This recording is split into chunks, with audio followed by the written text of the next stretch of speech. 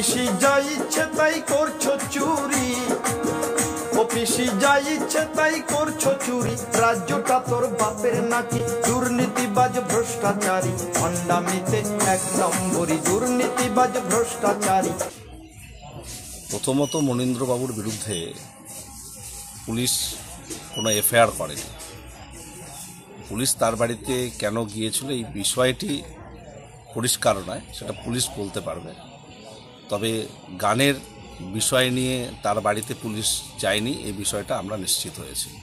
সুতরাং শুভেন্দুবাবু নিজে রাজনৈতিক ফায়দা তোলার জন্যে এ ধরনের মন্তব্য করছেন, যে কোনো ইস্যুকেই রাজনীতি করবার চেষ্টা করছেন। আসলে তারা রাজনীতিগতভাবে দেউলিয়া হওয়ার দরুন তারা যে কোনো বিষয়কে আঁকড়ে ধরে একটা বিরোধিতা করে বিশৃঙ্খলা তৈরি করবার চেষ্টা করছে। আমরা স্পষ্ট বলি যে পশ্চিমবঙ্গে যারা শিল্পী, সৃজনশীল মানুষ, তাদের স্বাধীনতা রয়েছে, মুক্ত মনা এই বাংলা।